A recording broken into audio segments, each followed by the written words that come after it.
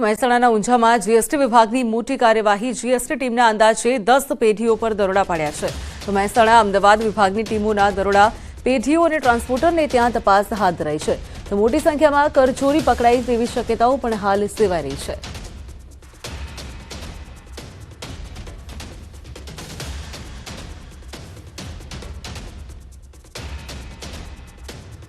બીજી બાજુ બોટાદના ધારાસભ્ય શંભુપ્રસાદ ટુંડિયાનું ફેસબુક એકાઉન્ટ હેક થયું છે। ધારાસભ્યએ સાયબર ક્રાઇમમાં ફરિયાદ દાખલ કરાવી છે।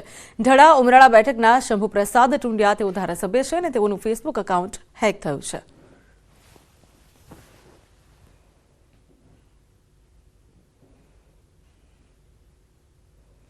આ તરફ વડોદરાના સમા સાવલી રોડ પર ઓવરસ્પીડ વાહને એક યુવકનો ભોગ લીધો છે। સ્કૂટર ચાલકની છાતીમાં પાઇપ ઘૂસી જતા એક યુવકનું ઘટનાસ્થળ પર મોત નીપજ્યું।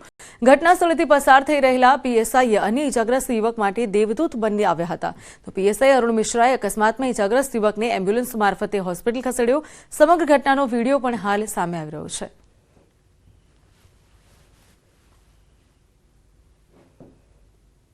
બીજી બાજુ પોરબંદરમાં ઓડેદરમાં ધમકી, ત્યારે ખંડણીના ગુનામાં સંકળાયેલા આરોપીઓનું રિકન્સ્ટ્રક્શન કરવામાં આવ્યું છે। આરોપીઓ સામે મારામારી અને ધમકી સહિતના ગુના દાખલ છે। તો પોલીસે તમામ આરોપીઓને રાજસ્થાનથી ઝડપી પાડ્યા હતા। કોર્ટે આરોપીઓને 2 દિવસના રિમાન્ડ પણ મંજૂર કર્યા હતા, ત્યારે પોલીસે આગળ કાર્યવાહી હાથ ધરી છે।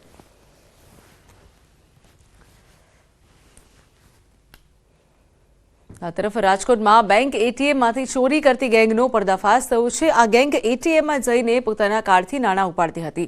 જે સ્લોટમાંથી નાણાં બહાર નીકળે છે ત્યાં ખાસ પ્રકારની પ્લેટ મૂકી દેતી, જેથી કરીને અન્ય કોઈ પૈસા ઉપાડવામાં આવે ત્યારે એટીએમમાં પૈસાનું ટ્રાન્ઝેક્શન તો થાય, પરંતુ પૈસા બહાર ન નીકળે। પૈસા બહાર નીકળવાને બદલે ગઠિયાઓ રાખેલી પ્લેટમાં જમા થાય અને બાદમાં ગઠિયો એટીએમમાં ઘૂસી ડિસમિસ થયા પ્લેટને બહાર કાઢી લેતો હતો। તો પોલીસે તપાસમાં આ ગેંગ રાજકોટ, સુરત, વડોદરા, ટંકાર, વાંકાનેર, અંકલેશ્વર મળીને કુલ 17 જેટલા એટીએમમાંથી ચોરી કરી હોવાની કબૂલાત આપી છે। તો પોલીસે આરોપીઓ પાસેથી 30,000ની રોકડ સહિત પતરાની પ્લેટ, 2 મોબાઈલ અને 1 બાઇક મળીને 70,000નો મુદ્દામાલ જપ્ત કર્યો છે।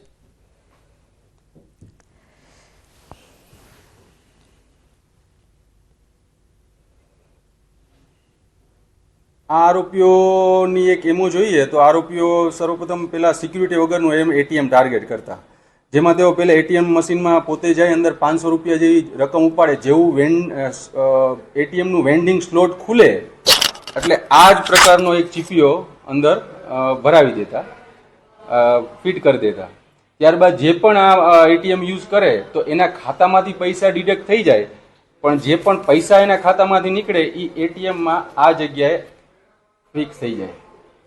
પછી જેવો એટીએમ યુઝ કરીને બહાર નીકળે ત્યારે આરોપીઓ અંદર પ્રી પ્લાન કરીને અંદર જાય અને જેવું પછી આ ખેંચે એટલે પૈસા આવી રીતે એને પેન્સિલ અડધી ભરાવેલી છે એમાં પૈસા આવી રીતે ફસાઈ જાય અને બધાય બહાર આવી જાય। આવી રીતે